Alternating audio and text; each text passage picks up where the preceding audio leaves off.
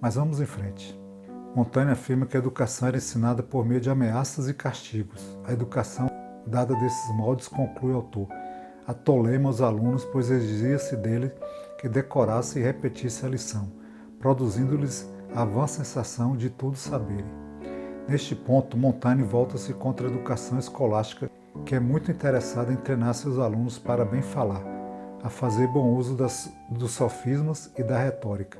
Teria deixado de lado a formação do espírito. Retórica e a lógica são instrumentos úteis aos pedantes que se dedicam horas a fio a discutir as estrelas e esquecem que tem sob seus pés a morte, a guerra e a escravidão. Bem direto ele aqui, hein, pessoal?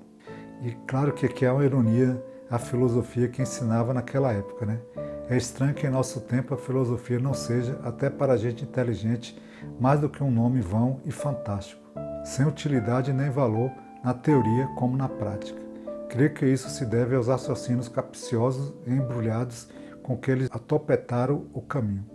Faz-se muito mal em a pintar como inacessível aos jovens, e em lhe emprestar uma fisionomia severa, carrancuda e temível. Não podemos perder de vista que o objetivo da educação para Montaigne é formar o entendimento, a capacidade do educando de julgar por si mesmo. Para isso, a pergunta "que sei eu?", lembra dessa pergunta? Deve ser exercitada. Isso requer que o professor mude seus métodos, que favoreçam pensar por conta própria. Tudo submeterá ao exame da criança e nada lhe enfiará na cabeça por simples autoridade e crédito.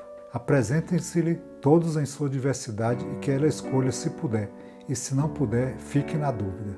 Fique na dúvida.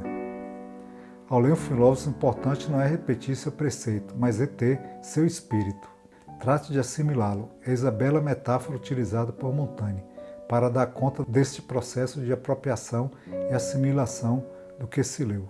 As abelhas libam flores de toda espécie, mas depois fazem o mel que é unicamente seu e não do tomilho ou da margerona.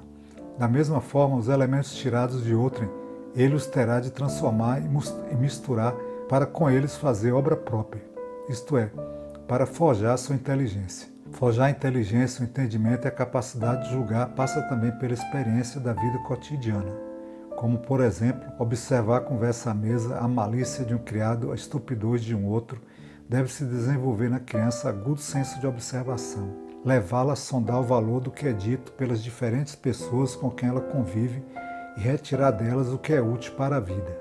Pois mesmo as tolices e fraquezas dos outros nos instruem, que se estimule a curiosidade da criança por todas as coisas e a ensine a registrar e apreciar o que há de singular à sua volta. Montaigne combate assim a educação livresca nos moldes escolásticos, no qual o aluno é submetido à autoridade dos autores sem que lhe seja apresentada uma diversidade de juízos, a partir dos quais possa exercer sua escolha. Segundo Moreal, quando Montaigne brinca de pedagogo, é a vida e não os livros que confia à criança. Propõe-se a tarefa, delicada entre as que mais o são, de formar um espírito de homem com a matéria tenra de um espírito de criança. Formar, neste caso, não é encher a cabeça do educando, pois a verdadeira educação deve ter por princípio a conquista da liberdade. Que clareza, hein? Que visão de educação. Achei interessante quando ele coloca, né, essa visão de que a escola deixou de lado a formação do espírito. Está mais preocupado em decorar, né, uma educação livresca, né? E aí ele faz uma crítica bem interessante para a gente trazer para a atualidade, que é a forma como se ensina a filosofia. Ela é ensinada sem utilidade, sem valor. Infelizmente, a filosofia que foi introduzida nas nossas escolas atualmente vai nesse mesmo sentido. Se tornou basicamente mais um decoreba que o aluno tem que ter, né? E depois depositar numa prova. A gente viu também que o objetivo de Montaigne é que a educação possa formar um entendimento, né? Aquela capacidade do educando de julgar por si mesmo. Quer dizer, ele olha a situação, ele avalia, ele lê os autores, né? E a partir daí ele cria o seu próprio juízo de valor. E o objetivo maior da educação deveria ser o de orientar as crianças, os educando, ao pensar por conta própria, né? Esse seria o objetivo maior da educação, né? E aí Montaigne traz uma coisa muito interessante que muitas vezes não é aplicada nem hoje ainda, que é trazer as experiências da vida cotidiana, né?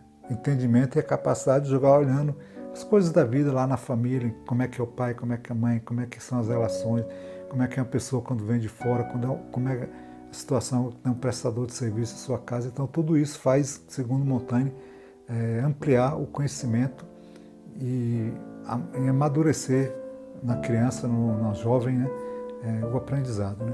E ele incentivava muito o desenvolvimento do agudo senso de observação, que a criança devia ser uma observadora. Né? E aí ele rebatia que não enchia a cabeça do educando de coisas, principalmente, né, de conhecimento, de informação que muitas vezes não leva a nada.